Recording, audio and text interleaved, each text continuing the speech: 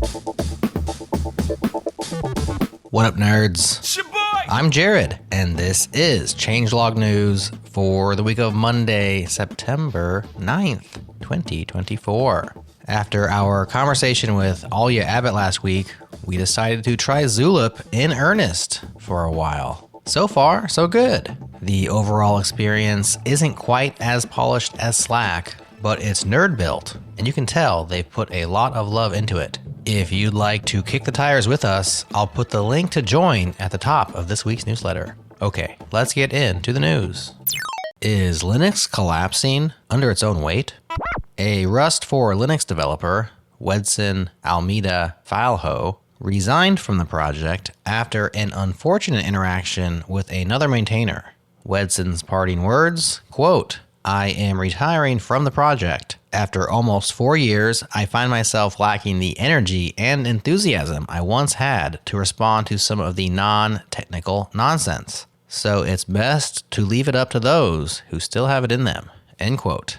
After that, Asahi Lina, who is a developer of the Apple GPU drivers for Linux, sounded off with her own frustrations with maintainers and Rust from the DRM perspective. Her conclusion, quote, "But I get that feeling that some Linux kernel maintainers just don't care about future code quality or about stability or security anymore. They just want to keep their C code and wish us Rust folks would go away. And that's really sad and isn't helping make Linux better," end quote.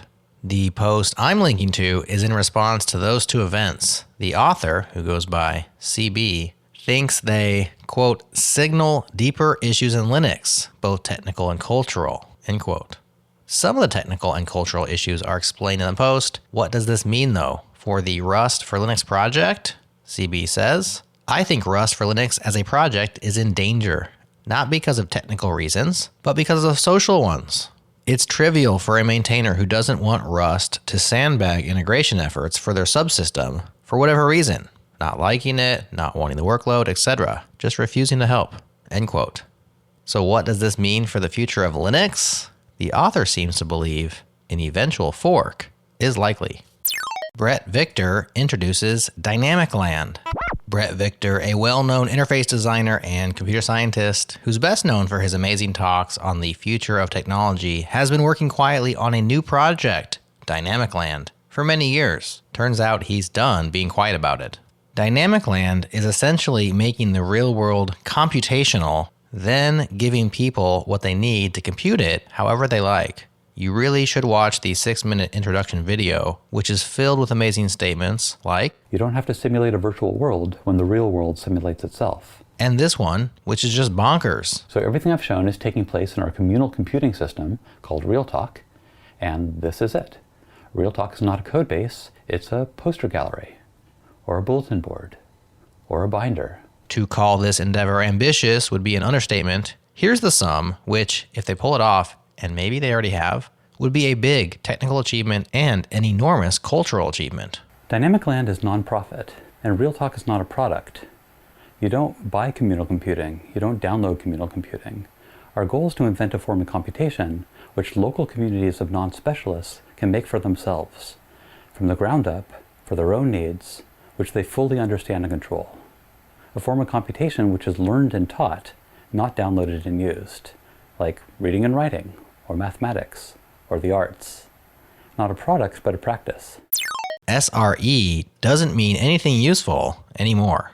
Rachel, by the Bay, laments her realization that Site Reliability Engineer, SRE, has become useless as a way to categorize people with a very particular set of skills, much like every other title has before it. Quote, "Clearly, somewhere along the line, someone lost the thread, and it has completely destroyed any notion of what an SRE was supposed to be. Just so we're operating on a level playing ground here, I'll lay down my own personal definition of the term and what I expect from people in that role and what I expected from myself. To me, an SRE is both a sysadmin and a programmer, developer, whatever you want to call it. It's a logical and, not an XOR," end quote. She goes on to detail what is meant by sysadmin and what is meant by programmer, but what she's been seeing in her attempts to hire are SREs who are just ops people. I agree with Rachel, but not just about SREs. I found most job titles in the software world to be relatively useless, and so much more so as each title ages. Let's do some sponsored news. 3.7 million fake GitHub stars. How much weight do you put into a project's GitHub star count? No matter how much it is, it's probably too much.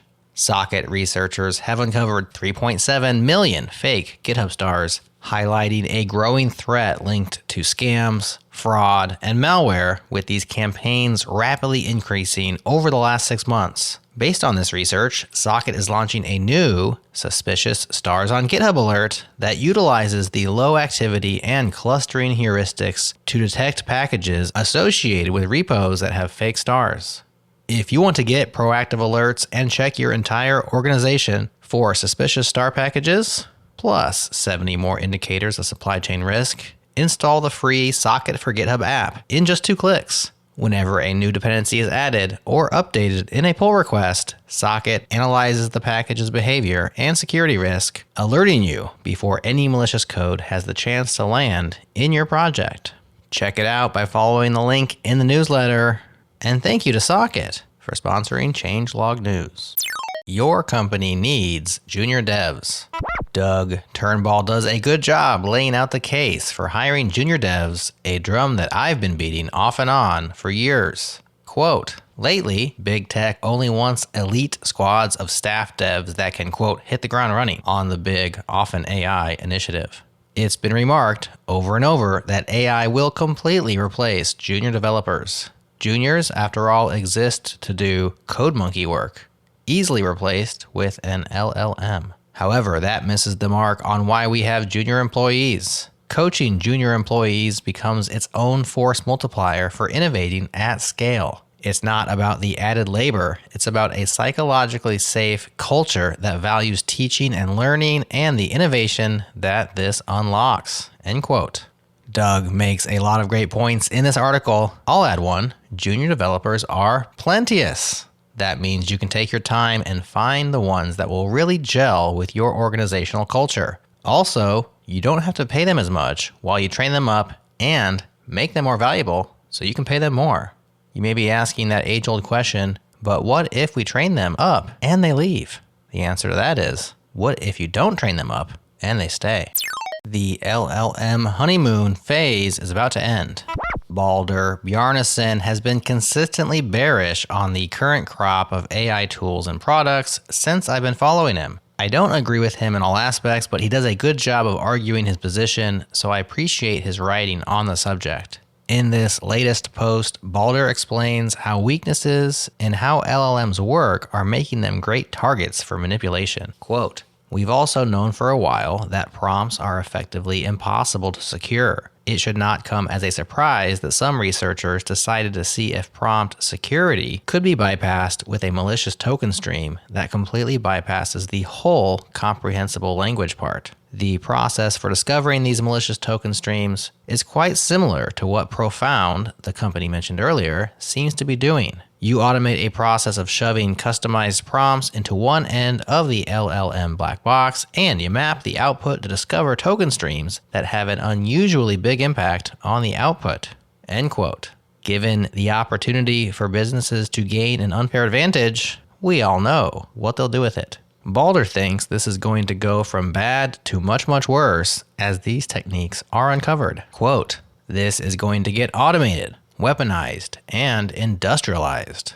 Tech companies have placed chatbots at the center of our information ecosystems and butchered their products to push them front and center. The incentives for bad actors to try to game them are enormous, and they are capable of making incredibly sophisticated tools for their purposes. That is the news for now, but also scan this week's Changelog newsletter for even more news worth your attention, like creating a Git commit the hard way, and gripability as an underrated code metric, plus a whole lot more. Get in on that newsletter by popping your email address in at changelog.com/news. We have some great episodes coming up this week. On Wednesday, Erez Zuckerman talking ergonomic keyboards, and on Friday, Natalie Pisanovich from GoTime talking AI coding tools. Have a great week. Leave us a 5-star review if you want some free stickers. And I'll talk to you again real soon.